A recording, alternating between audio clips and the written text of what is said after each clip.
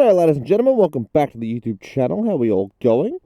I hope you've all had a Merry of Christmas, and if you don't celebrate it, well, Merry Celebration Days and whatnot. But I figured, it's been a while since I've posted a video now, or by my standards, it's time to do what would be the final saga of the Rebel long-term reviews. I've done 2 so far, or 3. I think this is the third one. Doesn't matter. This will be the last one. It's been 3 years I've owned this bike. I've done about 25-ish thousand kilometers on it. So I think I know the bike pretty well. She's got new tyres on it. The engine's all nice and ready to go. Plenty of fuel. And I think it's about time we'd have a great review. Okay? Major things I've got to talk about first. I have changed a few things on the bike. Obviously being the handlebars. I've flipped the mirrors. I've changed the chain because the original one got some kinks in it finally. Lasted about 23,000 kilometers before it started doing that anyway. Exhaust has changed. And that's all I've done, okay? I was going to put forwards on it, but I can't be bothered to spend the money on it. This, you don't really get annoyed by that after a few, months of riding. Without further ado, let's start this bitch up. And,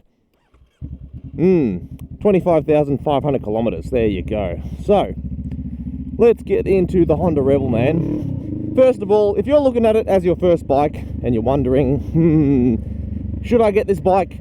Is it a good learner bike? If that's the only argument and questions you have, yes, you should. The Honda Rebel 500 is the perfect beginner bike, alright? If anyone says that's too much bike for you, oh mate, they're a bit stupid. Because I assure you, the Rebel 500 is nowhere near too much bike for what you're after.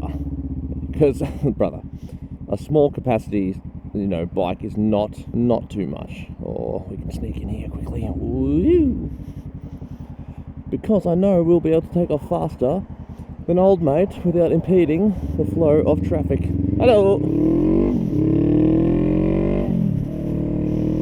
Oh, now, there are some people who exclusively ride leader bikes and they complain about the little Rebel, saying it's got no go. For legal riding, the Rebel has more than enough oomph. It can do the highway, it can do the freeway, it can do the bloody motorway, whatever the hell you call it, and it can overtake people. You might have to downshift sometimes, but guess what? That's fine. It's a cruising bike anyway. It's not supposed to be a powerhouse bike, but it is a learner bike at that. It's a 471cc inline 2 engine. She's got plenty of go. Plenty of oos, mate. It's really funny though, because there are people who will complain that this bike has not got enough go in it, and there'll be the same people that tell you go buy an R3 because it's a good beginner sports bike. Like, brother, make it make sense, yeah? It's got a smaller engine. Now, the R3 is technically faster in top speed, but in acceleration, this bike will beat it. I don't get it. So, the Rebel 500 has been my basic daily bike for all 3 years, right? I haven't had access to another bike for more than a single ride here or there, so this is my bread and butter. I know the Honda Rebel, mate. If you want someone who knows the bike, it me. I know this bike well and truly. I know what she's capable of, I know what she's not capable of, and yeah. Great bike. Fuel efficiency, of course, is going to be fantastic. It's a small engine twin. Torque-wise, look, after 3 years, you do start to long for a little bit more, but it's never to the point where you're like, oh, you're panicking because you haven't got enough. Okay, if you know what I mean by that. It's not that it's weak, it's just that sometimes you wish you had more. Because when you're riding spirited riding, that's when you wish for that extra bit of acceleration, a bit of power. But as a commuter bike, if you're riding around the cities especially, it's lovely, it's thin, does everything you need it to do. Cost me like $14 to fill it up with the premium petrol as well, so brother, I'm not complaining. If you're looking at it as your first bike, second hand or brand new, I'd absolutely recommend it wholeheartedly. And just remember, if you drop it, you can dent the tank. You don't really care after a while. I still laugh about it. I'm not paying $700 to fix my tank, but remember, if you buy a fared motorcycle, you're probably going to spend anywhere from $2,000 to $8,000 if you drop with the bike, because fairings cost money and they tend to be expensive.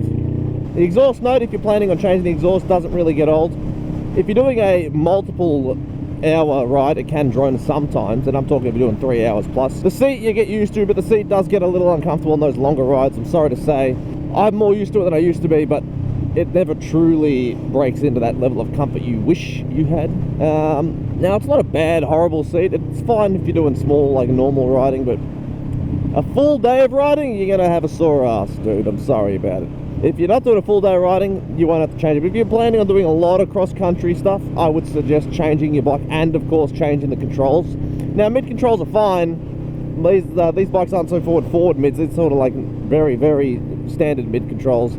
Getting some forwards will just add a little bit of comfort to you, and you won't be hitting that transmission anymore. Okay, is a look factor. The Rebel 500 is a gorgeous looking bike. I've had plenty of people compliment me, which is really funny because a lot of people don't know anything about bikes, will always think it's a Harley, which has happened multiple times. And look, it doesn't really bother me, because if you see a cruiser bike, those uninitiateds always go, "Oh, is that a Harley?" And you go, "No," and they go, "What?" It's really funny actually, but that's just pretty standard for motorbikes. If you haven't been riding long, sure, you might not know that yet, but believe me, that's just standard motorbike stuff. Everyone thinks every bike is a Harley, even if it's not. I'm talking about cruiser bikes though, not sports bikes. But you get used to that. It's a pretty nice looking thing. Okay, I'm a big fan of this color scheme and the way it feels and the way it looks, the way it all vibes together. It suits nicely. No chrome on this bike. Now, if you don't get a special edition of the fork covers, they are silver. It doesn't really suit it, I don't think. But easy fix, mate. Easy fix. Don't paint it, for the love of God. Fork covers, fork boots, mate. That's what you need. LED light at the front. Now, I've mentioned this one before, but the LED is kind of it's better than the globe that used to be in it. Don't get me wrong. The original globe of this bike was not the best, I hear. But the LED, whilst a much better choice, it still leaves a bit to be desired. Specifically when you're going around the mountains at night, this is when I find it's the most lacking. If you're turning into a corner, you're not going to see absolutely anything, so sometimes you sort of just put the indicator on as a beacon of hope. I wish all bikes came with Aprilia's lean LED lights, because those things would, if you don't know what that is, whenever the Aprilia bikes lean over, they have a light apparently that turns on and illuminates your corner. This would benefit from it greatly. Here's a fun thing. Don't be a scared boy or girl if you're thinking about doing some more spirited riding and looking to buy a Rebel, because look, she may be a cruiser, but she's the most naked bike cruiser you'll ever ride. Because a lot of people compare this to the Kawasaki Vulcan before the Fender Eliminator came out. Now, I don't know much about the Fender Eliminator, but the Kawasaki Vulcan, however, is incredibly cruisery, whereas this bike is substantially more nakedy, with cruiser aesthetic. And I can assure you, my friend, that makes a great difference for those more enjoyable rides you do, because this bike, for a cruiser bike, she can lean a decent amount too. It's not just a little bit. So a good little bit of leaning on it. You can get those spirited rides in with the boys. Now, I've ridden with my mates on their R6s and CBR 650s and 600. I said that really weird. I was going to say 600s first, but it made sense to do the bigger number first. Anyway, and I outrode those guys on those days. And obviously the guy on the R6 was not going as hard as he could, because that bike should not lose to this bike. But the CBR 650, if you have a few mates who are decent riders, but you are a decent rider, you can keep up with them. In fact, I've kept up with a bunch of Ducati guys recently, and unfortunately one of the guys crashed, so, hey. The leaning angle, it's got a bit left to be desired, alright? It doesn't lean over stupidly far. You can't get you can probably get a knee down if you're really crazy, but you can't really knee down the bike. Now, I've done both leaning like a learner and body position leaning, and I've scraped the pegs both ways, so I can't lean this thing over anymore. But believe you me, it is a great bike for that regard. You can get just enough out of it to enjoy a decent sort of spirited ride where you're flicking it around, scraping some pegs, doing some good hairpins. It's fun, all right? You're not going to break yourself. Just don't do more than the bike is capable of. So don't try and find it out in one go on the hardest corner. Slowly work your way up to the point where you feel where the bike's limits are. This ain't no R1. It ain't going to just lean to your heart's content, brother. All right? Just know that. That tells you what, though.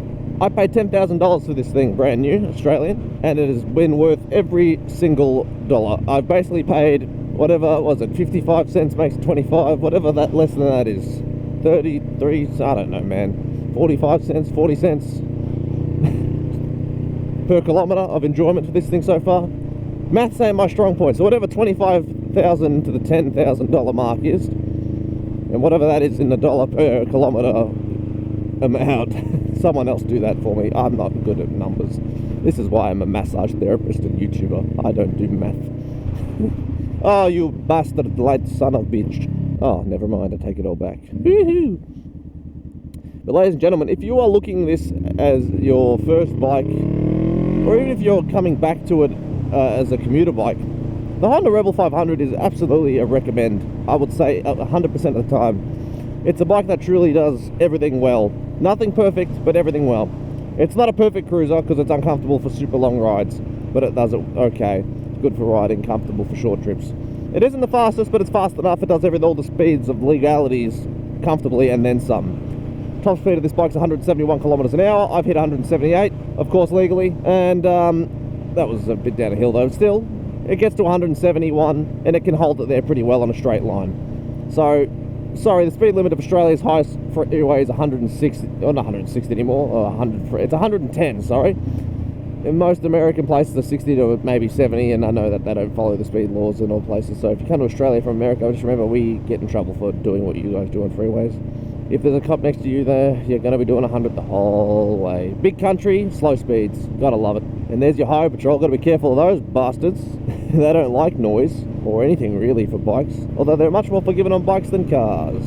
Well, we were. But ladies and gentlemen, the Honda Rebel truly is the kind of bike that you can absolutely get as your first toy, and you will truly love it for the rest of your days, mate. We're going to turn left here instead of going all the way to the freeway this time. Those who I know who have got a Rebel, myself included, those who are looking to buy it, those who haven't ridden one obviously won't know as much, but those who have owned a bike have all said the same thing about the bike. It's a perfect beginner bike, and there's nothing wrong with that. Obviously, the longer you ride it, the more boring that becomes, but for 3 years, I still love every moment I hop on this bike. Every time I go around the mountains, I still have a great time. Obviously, I want something different these days, but that's not because I'm bored of the bike. I just want to have access to some other stuff and change it up a little bit, you know what I mean? I've obviously said I'm bored of the bike before, but you're never truly bored of a bike that's this fun and does everything this well. It isn't truly boring. I'm just in the mood for something else. But believe me, if you're just looking to go for a nice ride and you need something to get you going or to get you into the riding, the Honda Rebel is your bike. You're going to love every moment of it. You're never going to be let down by it, and you're always going to be riding with a smile on your face. Not sponsored. I wish I was though. But ladies and gentlemen, that is all I have time for today.